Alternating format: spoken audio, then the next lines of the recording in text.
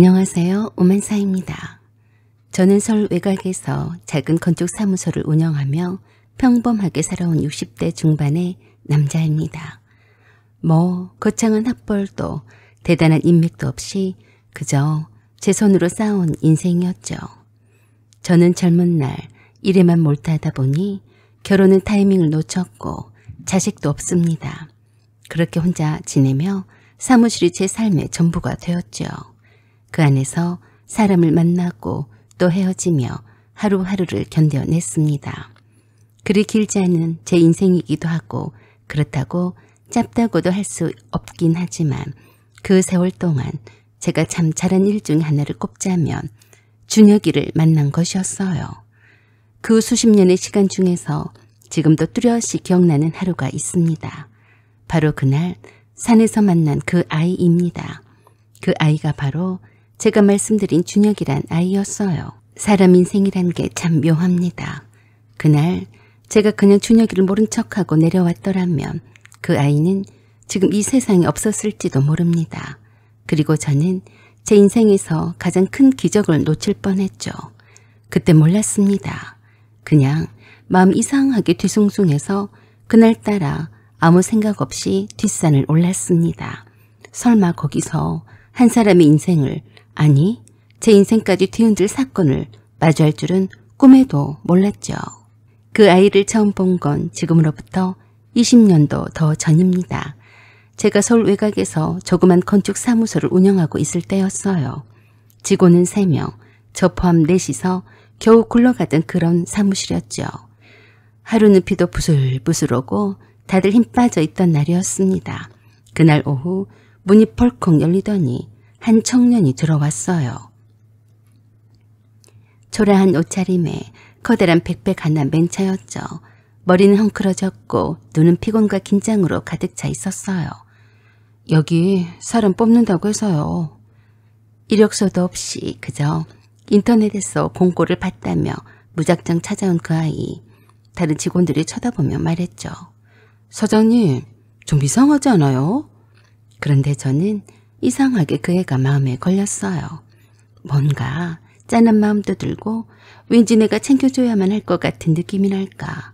겁도 많고 의심도 많고 하지만 불안한 눈빛 한켠에는 뭔가는 모르지만 절박함 같은 그런 느낌을 받았습니다. 그 아이 이름은 준혁이었습니다. 준혁이가 사무실에 처음 왔을 때 그는 그저 하나의 청년이었지만 그의 눈빛에는 너무나 많은 이야기가 숨겨져 있었어요. 처음에는 외모와 태도에서 전혀 믿을 수 없을 만큼 불안정해 보였지만 나는 그 아이에게서 묘한 끌림을 느꼈습니다. 사람의 마음을 들여다보는 일이 나름 중요한 일이기도 했던 만큼 직감을 믿어보자 했었죠. 한 달 동안 일해보고 계속해서 할지 말지 결정하자고 했습니다. 처음에는 아주 작은 일부터 맡겼었죠. 문서 정리나 사무실 청소처럼 별거 아닌 일들이었는데 그는 처음에 별다른 의욕을 보이지 않았습니다. 그저 묵묵히 일을 하며 가끔씩 눈에 띄는 고독한 표정으로 창밖을 바라보곤 했습니다. 다른 직원들은 그를 이상하게 여기기도 했고 그를 곁눈질로 지켜보며 이런저런 소문을 퍼뜨렸습니다. 준혁이는 다른 직원들과는 거의 소통을 하지 않았습니다. 늘 어두운 낯빛에 혼자 자기 자신을 방치하는 듯 싶었어요. 그래서 다른 직원들과도 사이가 별로 좋아 보이지도 않아서 걱정이 될 정도였습니다. 그러나 나는 직원들의 소문처럼 준혁이를 나쁜 눈으로 보지 않았습니다. 준혁아, 네가 아무리 힘든 상황이라도 여기서 내가 해줄 수 있는 건 일이라도 제대로 해보는 거야. 라고 내심 마음속으로만 외쳤지 실제로 준혁에게 감히 말을 못했습니다. 그만큼 준혁이는 가까이 가기에는 너무도 어둡고 말 걸기도 불편할 정도였습니다. 저는 그런 준혁이가 괜히 신경이 쓰였어요. 젊은 친구가 왜 저렇게 죽상일까 싶어서요. 보통은 취업하러 오면 표정 메이크업도 하지 않습니까? 그런데 전혀 그렇지 않았어요. 그런 준혁이가 매우 궁금했습니다. 며칠 지켜보니 인상을 쓰고 다녀서 그렇지 똘똘한 친구 같아 보였습니다. 뭔가 사연이 있겠거니 싶었고 무엇이 저 청년을 저렇게 어둡게 감싸고 있는 것인지 궁금했습니다. 그리고 또 하나, 준혁이를 내가 남다르게 본 것 중에 하나가 있었어요. 그 녀석은 겉으로 풍기는 분위기와는 다르게 책상 정리가 깔끔했습니다. 항상 책상에 앉기 전에 정리하고 먼지를 닦고 책상 밑에 있는 쓰레기통도 비운 다음에야 의자에 앉더라고요. 그건 다른 직원들과는 매우 다른 점이었죠. 다른 직원들은 책상이 더럽든 말든 상관치 않고 의자에 먼저 앉은 다음에 책상을 바라보는데 준혁이는 달랐어요. 책상 위를 먼저 본 다음에 정리 후에 정돈된 마음으로 의자에 앉아서 조용히 일을 했습니다. 나는 솔직히 몇 명 되지도 않는 직원들에게 잔소리를 하지는 않았어요.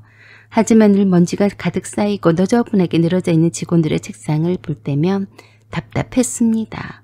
사소한 것 같지만 준혁이는 내 마음에 쏙 들었어요. 말이 많고 사교적인 직원들은 팀 단합 차원에서는 좋을지 몰라도 일의 집중도는 떨어지는 게 사실이었거든요. 그런 친구들이 쓸데없는 말로 준혁이 같은 친구들을 모함을 해서 팀 분위기를 해치곤 합니다. 나는 그런 직원들 10명보다도 준혁이처럼 집중력이 뛰어난 직원 1명을 원했어요. 오랫동안 사람들을 데리고 일을 하다 보니 자연스럽게 터득한 거죠. 일을 시켜보지 않아도 책상에 앉는 자세와 태도를 보면 어느 정도 직감이 옵니다. 그런데도 준혁이는 사람들과 대화를 할 때에는 매우 불안해 보였습니다. 자존감이 무척 떨어져 보이더라고요. 다른 사람들과 시선도 제대로 못 맞추고 늘 긴장 상태 연속 속상이 있는 듯 보였습니다. 무엇이 저 친구를 저렇게 만들었을까 하고 의문이 들더군요. 그래서 한 번은 제가 업무와 관련이 없는 사적인 질문을 던진 적이 있었어요. 준혁아, 넌 왜 그렇게 혼자 있는 걸 좋아해? 그의 표정이 순간 굳어졌습니다. 그리고 몇 초 동안 아무 대답도 없었습니다. 그러다가 그는 조금 떨리는 목소리로 말했습니다. 그냥요. 혼자 있는 게 더 편해요. 내가 더 가까이 다가가 말을 붙이는 게 준혁에게 매우 불편해 보여서 천천히 시간을 두고 친해보려고 했습니다.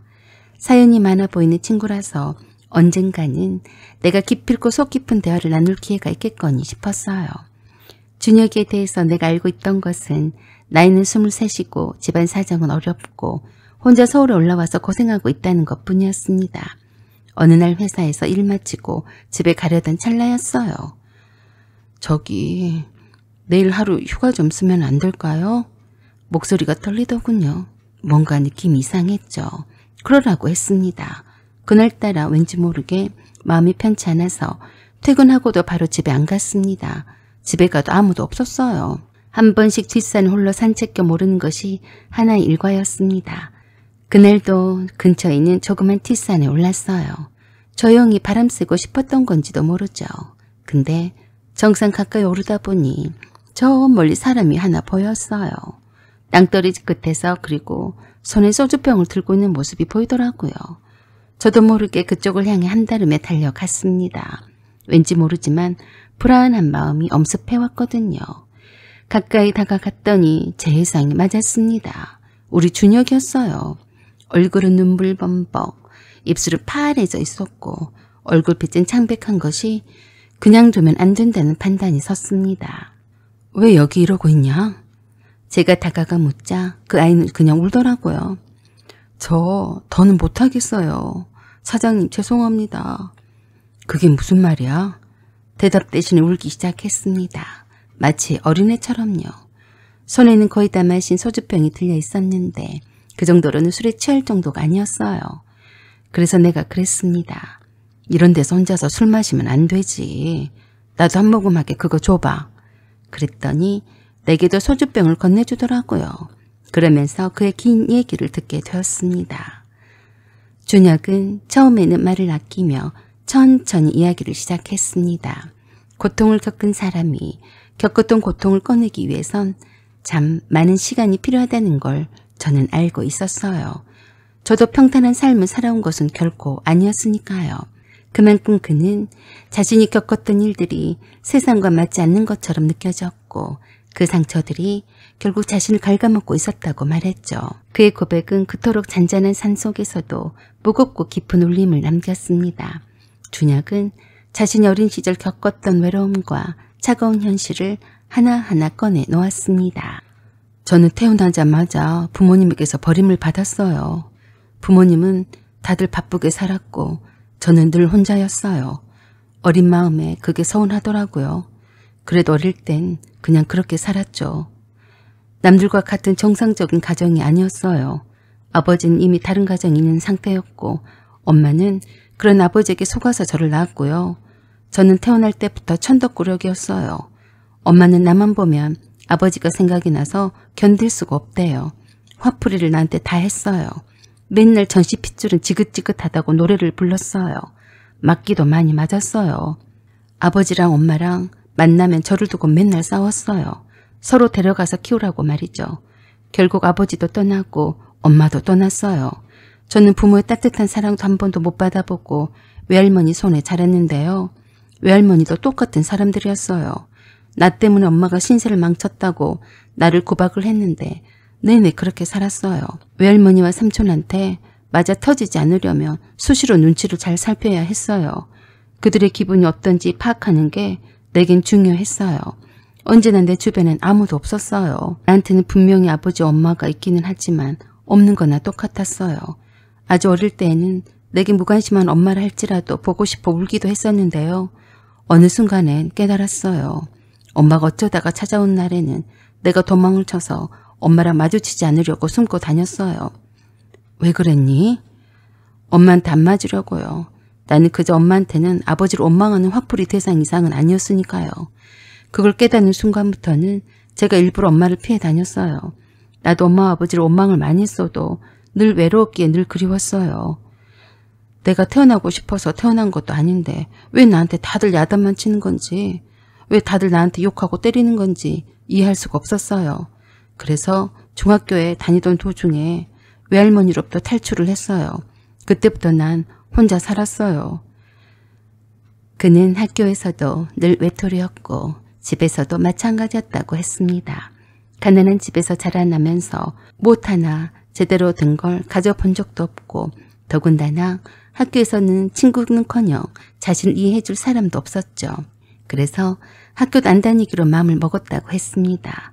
그 어린 나이에 혼자 던져진 세상은 참으로 가혹하고 차가웠었다고 했습니다. 인간들은 모조리 악마처럼 보였고 길 가는 어린애들도 다 악귀처럼 보인다고 했습니다. 그가 말하는 세상은 정말 너무 차가웠습니다. 인간관계도 사회도 그에겐 하나도 따뜻하지 않았습니다. 세상 사람들 어느 누구도 믿지 않게 되었으며 하루하루 굶지 않기 위해 발버둥을 치며 안 해본 일이 없다고 했습니다. 쥐새끼처럼 나쁜 사람들을 피해 다니며 숨어 지내면서 겨우 연명을 하다가 어른이 되어서도 평생 이렇게 살까봐 겁이 나더랍니다. 그래서 어떻게든지 검정고시를 학벌을 채워야 한다는 생각에 공부를 열심히 해서 검정고시도 패스를 했다고 하더군요. 하지만 그렇게 나름 최선을 다해서 열심히 노력을 했지만 번번이 사람들한테 배신을 당하고 사기를 당한 후부터 몸과 마음이 모두 지쳤다고 했어요. 그럴수록 더 커져만 가는 부모에 대한 원망은 큰 절망감과 함께 외로움의 깊이를 더 느끼게 해주었답니다. 그래서 무너져 내렸대요. 그냥 삶의 무게를 내려놓으면 끝나는 거 아닌가 하는 생각이 들더랍니다. 그게 제일 힘들었어요. 아무도 저를 알아주지 않았고 저는 계속해서 혼자서 살아가야 했습니다. 그 무게를 견디다 보니 어느 순간 저는 그 자리에 있을 필요가 없다고 느껴졌어요. 죽으면 더 이상 이 모든 게 끝날 거라 생각했죠. 그때부터 그는 나쁜 생각을 생각하며 살았다고 했습니다. 매일같이 절망 속에서 살아가며 하루하루를 견디는 것이 얼마나 힘든지 그는 고백했습니다. 하지만 그는 항상 그 생각을 지우려 했고 그가 하던 일에서 벗어나기 위해 노력했다는 사실을 저에게 말해 주었어요. 그가 고백하는 동안 저는 그가 얼마나 깊은 외로움과 싸워왔는지 그리고 그 외로움이 얼마나 그를 괴롭혔는지를 실감할 수 있었습니다. 준혁은 이 모든 이야기를 털어놓고 나서 잠시 침묵을 지켰습니다. 그의 눈빛은 멀리 산을 바라보며 과거의 모든 고통을 떠올리는 듯 했습니다. 그때 제가 조심스럽게 물었습니다. 그럼 왜 그럼에도 불구하고 내 사무실로 오게 되었어? 그는 잠시 눈을 감고 그리고 나서 낮은 목소리로 대답했습니다. 그냥 마지막으로 내게 도움이 될 사람은 그 누구라도 상관이 없었어요. 나는 그냥 그때 제발 누군가 내게 손을 내밀어줬으면 했어요. 그리고 그 손을 내민 사람이 바로 나였다는 사실을 깨닫고 그때부터 제 마음은 더 이상 그저 지나간 바람처럼 가볍지 않았습니다. 준혁이가 나에게 말해준 이야기는 제 삶에 큰 변화를 가져왔습니다. 그날 전 준혁이를 데리고 내려왔어요. 제 집 근처 원룸 하나를 급하게 마련해줬고 밥도 먹이고 준혁이의 세간살이를 보면서 한참을 같이 울기도 했습니다. 다음 날 아무 일 없던 듯이 사무실로 데리고 갔습니다. 다른 직원들은 말도 안 된다는 눈치였지만 저는 알았어요. 준혁이를 이대로 방치하면 안 된다는 사실을 말입니다. 그때부터 준혁이는 내 가족이나 마찬가지였습니다. 나도 그렇고 준혁이도 그렇고 서로 의지를 했어요. 내가 준혁이를 각별하게 챙기게 되자 직원들도 더 이상 준혁이에 대해서 이러쿵 저러쿵 말을 하지 못했습니다. 그랬더니 준혁이가 더 이상 사람들 눈치를 안 보게 되더라고요. 조금씩 자신감을 회복하기 시작했습니다. 그 뒤로 준혁이는 정말 죽을 힘을 다해 일했어요. 하루 12시간, 14시간씩 야근을 밥 먹듯이 하면서도 한 번도 불평하지 않았습니다. 그리고 틈틈이 대학 입시 공부도 했어요. 건축학에 대한 열정도 대단했습니다. 집에 있는 필요한 책들은 다 빌려줬는데 그걸 다 읽더라고요. 그 어려운 책들을 읽다니 놀라웠어요. 그래서 준혁에게 제안을 했습니다. 네가 대학교에 지금이라도 들어가겠다면 등록금의 50%를 지원을 해줄게. 그리고 학교 강의를 받을 수 있도록 해줄게. 준혁이는 뛸 듯이 기뻐했습니다. 그런 와중에도 나한테서 시간이 날 때마다 건축 설계에 대해서 배웠어요. 내가 왜 그 바쁜 와중에도 준혁이에게 대학교 입학을 하라고 제안했겠어요. 건축 설계에 대한 관심이 필요해서 재능도 있다는 것을 알아차렸기 때문이에요. 건축 아이디어 공모전에서 수상까지 했습니다. 그렇게 해서 내 밑에서 일하면서 내 지원 아래에서 대학도 다녔고 건축사 자격증도 땄습니다. 그런 세월이 벌써 10년이 훌쩍 넘은 어느 날 준혁이도 독립하겠다고 나갔습니다. 사장님 덕분에 여기까지 왔다며 큰절을 하고 떠났었죠. 그 뒤로 그는 정말 눈부신 성공을 했습니다. 대형 건축 회사를 차리고 해외 프로젝트도 수주하고 저와는 스킬 자체가 달랐습니다. 역시 젊은 친구라서 다르더군요. 가끔 전화는 왔지만 저는 뭐 그냥 잘되니 보기 좋구나 했죠. 그때마다 나에 대한 고마움을 잊지 않고 말했습니다. 그리고 일에 대한 조언도 구했고요. 그리고 힘들 때마다 힘들다면 내게 하소연도 했습니다. 나는 그런 준혁이가 내 아들 마냥 자랑스럽고 대견스러웠습니다. 준혁이는 예전에 준혁이가 결코 아닌 딴 사람이 되어 있었어요. 자신감에 차 있었고 주변 사람들과도 잘 어울렸고 당차고 야무졌어요. 내가 오히려 모르는 게 많아서 준혁이한테 물어볼 정도였으니까요. 그리고 작년 가을 이름도 생소한 호텔에서 편지가 하나 왔어요. 현대빌딩 준공기념 리셉션에 초대합니다. 보낸 사람 이름은 준혁. 거기엔 이렇게 쓰여 있었어요. 사장님, 이 건물은 제 인생의 전환점이 된 그날 그 산을 형상화한 설계입니다. 이 자리엔 사장님이 계셔야 합니다. 행사날 저는 작정하고 한껏 멋을 냈어요. 호텔 로비에 도착했을 땐 눈물이 날 뻔한 걸 겨우 참아내느라 힘들었습니다. 한쪽 벽면에 대형 사진 하나가 걸려 있었는데 그날 산에서 제가 준혁이 손을 잡아 끌어내리는 순간을 형상화한 그림이었어요. 그리고 무대에 오른 준혁은 이렇게 말했습니다. 이 건물은 제 은인을 위해 만든 겁니다. 제 삶을 구해주신 분께 제 전부를 드리는 마음으로 지었습니다. 참 어쩜 말도 그렇게 이쁘게 하던지 감동을 받았습니다. 이렇게까지 안 해도 되는데 내가 뭐라고. 그리고 그 자리에서 제 이름으로 된 법인 명의 사무실 키를 건네줬습니다. 1년 짐대료가 무료라는 계약서와 함께요. 사람 하나 살린 게 모태순이 하겠지만 그날 사실 저도 외로웠어요. 저도 누가 날 좀 안아줬으면 좋겠다고 생각하며 올랐던 산이었죠. 일만 하다가 홍기도 놓친 내가 잠시 뒤돌아보니 후회도 남더라고요. 외롭다고 여자들을 만나볼까 했지만 다 늙어서 결혼하기도 싫었고요. 나도 그렇게 외롭던 차에 준혁이를 만났고 준혁이가 있어서 그동안 참 좋았습니다. 준혁이가 마치 내 아들 같다는 생각을 하곤 했으니까요. 준혁이가 하루하루 성장해가는 모습을 지켜보면서 흐뭇하고 행복하더군요. 이게 부모가 자식을 바라보는 마음인가 했습니다. 혹시 지금 여러분 곁에도 조용히 무너지고 있는 누군가가 있다면 부디 그냥 지나치지 마세요. 그 손 한번 잡아주는 것만으로 그 사람의 전 인생이 달라질 수도 있으니까요. 사연은 여기까지입니다. 구독과 좋아요, 알림 설정 부탁드려요. 감사합니다.